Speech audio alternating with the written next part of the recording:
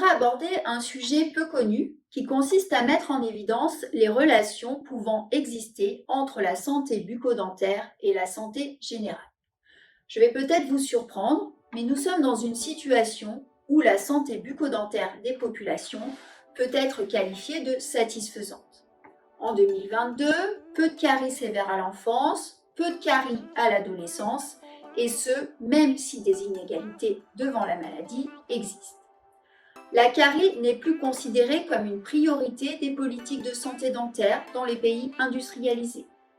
Le problème de la carie a été globalement neutralisé grâce au dentifrice fluoré, alors que la situation était dramatique chez les enfants dans les années 1970-1980, du fait principalement de la consommation de sucre. Bien sûr, les dentistes aujourd'hui continuent de soigner des enfants, des adultes et des seniors. Pour les adultes, ce sont surtout des soins esthétiques, d'implantologie et de prothèses dentaires.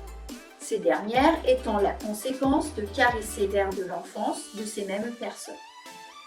Il y a un dicton qui dit « caries à l'enfance, soins dentaires tout au long de sa vie ». Les dentifrices fluorés n'ont pas tout résolu. Il faut savoir que, à la fin de l'adolescence, du fait de l'évolution des habitudes alimentaires et de changements hormonaux, la nature, le profil des bactéries présentes en bouche va se modifier. Pour simplifier, les bactéries cariogènes sont remplacées par des bactéries parodontales qui vont se fixer au niveau de la gencive. Ainsi, le jeune adulte va être confronté à un autre risque bucco-dentaire, mais qui va cibler les tissus de soutien de la dent, en l'occurrence le parodonte, qui inclut notamment la gencive et l'os alvéolaire. Cliniquement, la présence de ces bactéries pourra se traduire par des saignements gingivaux, des gingivites ou des formes plus sévères de maladies parodontales.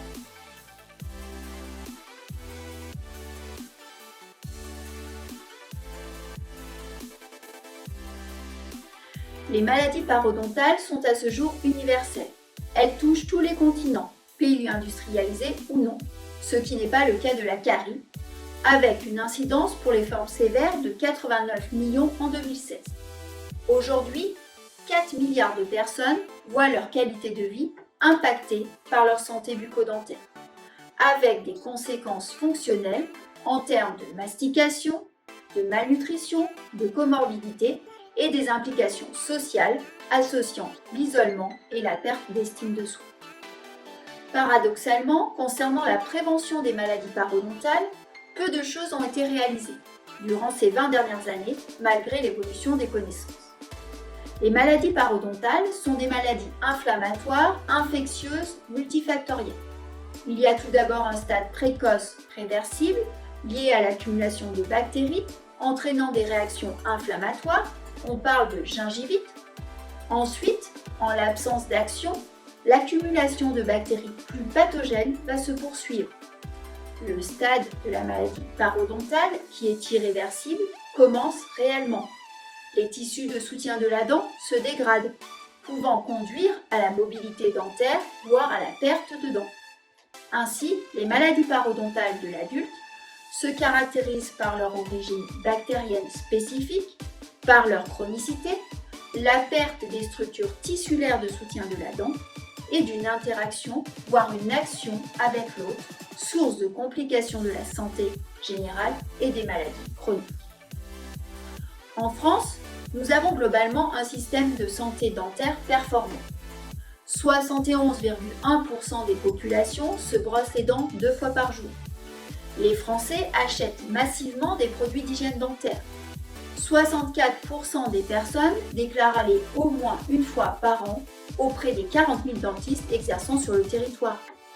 Les dépenses publiques et privées ne cessent d'augmenter. Pour résumer, nous achetons des brosses à dents, nous les utilisons avec du dentifrice, nous nous rendons chez le dentiste même sans problème pour un simple contrôle, donc tout est fait pour que la santé gingivale et parodontale soit de qualité. Ce qui est loin d'être le cas, eu égard à la situation observée chez les adultes. Pourquoi ? Le fait est que les mesures d'hygiène sont inadéquates chez les adolescents et les adultes. Quel est l'objectif de l'hygiène dentaire ? faire de sorte que par une action mécanique, le biofilm, le microbiote oral, c'est-à-dire les bactéries, qui est une structure sans réelle consistance, soit désorganisé. Ainsi, l'hygiène dentaire correspond à la désorganisation du biofilm par une brosse à dents, et ce afin d'empêcher le développement de bactéries parodontales virulentes. Où se situe le biofilm? Pour les surfaces dentaires accessibles à la brosse à dents, les bactéries se fixent à la jonction émail-gencive avec une affinité particulière pour le sillon gingivo-dentaire, espace physiologique de 2 mm non visible extérieurement. Pour simplifier, lorsque vous regardez la gencive à la base de la dent, il faut imaginer que cette gencive adhère 2 mm plus bas. C'est donc une poche physiologique, naturelle, qui pourra servir d'abri aux bactéries parodontales. Conséquences pratiques en termes d'hygiène. Il faut se focaliser sur cette zone avec une technique de brossage adaptée afin d'une part de permettre au brin de la brosse à dents de pénétrer dans ce sillon gingival et d'autre part de ne pas provoquer des traumatismes sur la gencive qui est un tissu fragile. Conséquences indirectes en termes d'hygiène. D'abord, la localisation particulière de ces bactéries parodontales sur les dents permanentes est totalement différente de la localisation des bactéries cariogènes de l'enfance et de l'adolescence. Les bactéries cariogènes se fixent dans les anfractuosités des surfaces masticatrices de l'émail des dents. De fait, la technique de brossage d'un adulte doit être techniquement différente de celle des plus jeunes. Et puis, il faut que je vous parle d'une localisation tout à fait particulière du microbiote sur les surfaces dentaires. Localisation quasi inconnue du grand public, inaccessible à la brosse à dents. Je parle des espaces interdentaires. Ce sont en fait les espaces existants entre deux dents adjacentes. Extérieurement, rien de visible. La gencive a une forme triangulaire et épouse la colle recte de l'émail.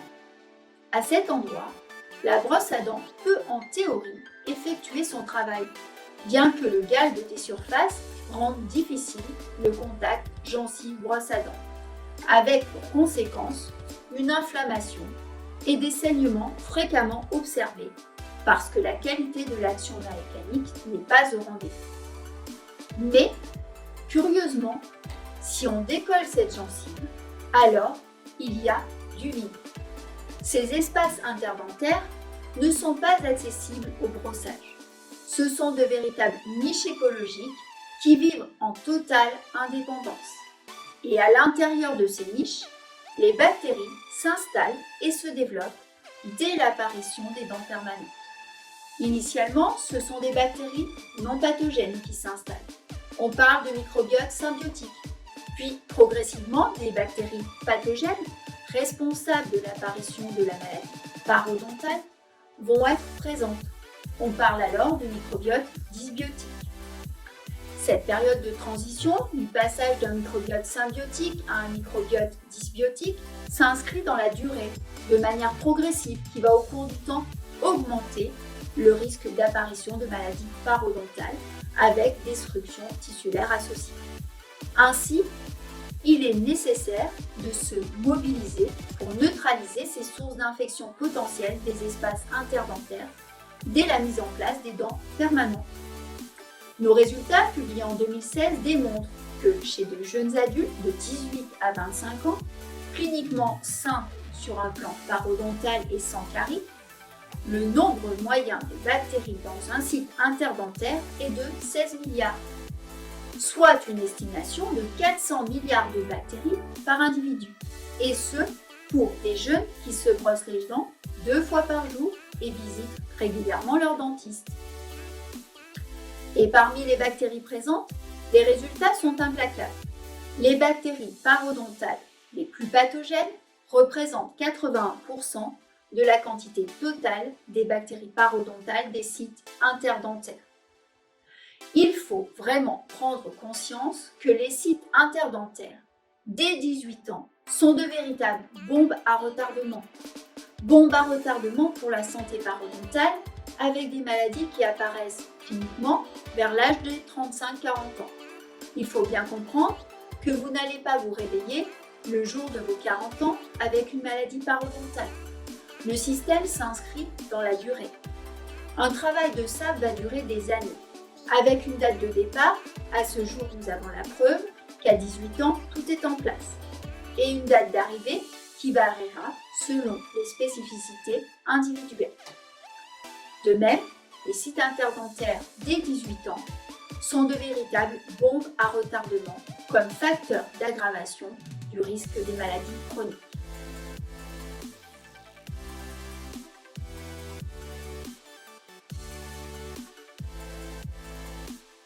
Effectivement, comme nous l'avons montré dans 2 publications scientifiques, les bactéries parodontales vont interagir avec l'eau, entraînant un phénomène appelé para-inflammation. Ces bactéries parodontales hautement pathogènes, leurs produits de sécrétion et les molécules inflammatoires vont pouvoir pénétrer par la voie sanguine, la voie digestive ou la voie respiratoire dans l'organisme, jusqu'à des organes cibles et représenter un facteur de risque d'autres maladies chroniques. À ce jour, les bactéries parodontales ont été mises en évidence pour être un facteur de risque dans les maladies cardiovasculaires, le diabète, les cancers, etc. Ainsi, plusieurs bactéries parodontales ont été clairement identifiées comme facteurs de risque d'autres maladies chroniques. On retrouve principalement les bactéries des complexes hautement pathogènes. Récemment, la présence de Porphyromonas gingivalis dans le cerveau des patients atteints de la maladie d'Alzheimer a été mise en évidence. Certaines des relations entre les maladies parodontales et les maladies chroniques semblent être bidirectionnelles. Par exemple, on sait que les personnes diabétiques ont un risque accru de maladies parodontales. Mais on sait aussi que traiter les maladies parodontales améliore le taux de glycémie. Au vu de ces résultats, c'est-à-dire du fait que les maladies parodontales et plus particulièrement les bactéries parodontales représentent un véritable facteur de risque d'autres maladies non transmissibles, il est donc essentiel de lutter contre l'installation des bactéries parodontopathogènes, donc contre la dysbiose du microbiote oral et plus particulièrement contre la dysbiose du microbiote interdentaire.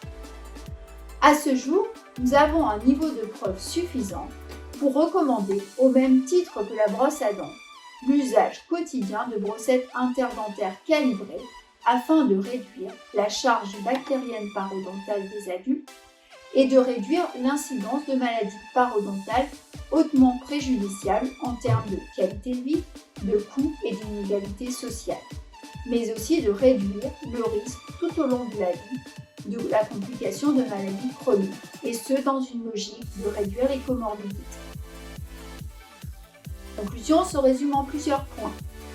Les gencives cliniquement saines doivent être considérées comme potentiellement dangereuses pour les maladies systémiques. En effet, il y a des bactéries hautement pathogènes pour le parodonte et la santé générale. Il est essentiel de désorganiser le biofilm quotidiennement afin de garantir une bonne santé gingivale et de réduire le risque de maladies chroniques. L'espace interdentaire ne doit pas être négligé et doit être une cible dès le plus jeune âge afin d'éviter une contamination bactérienne hautement pathogène de l'organisme tout au long de la vie. Je vous remercie pour votre attention. Si vous avez des questions sur cette présentation ou d'autres questions sur la santé bucco-dentaire, n'hésitez pas à envoyer vos mails à contact@urops-prévention.fr.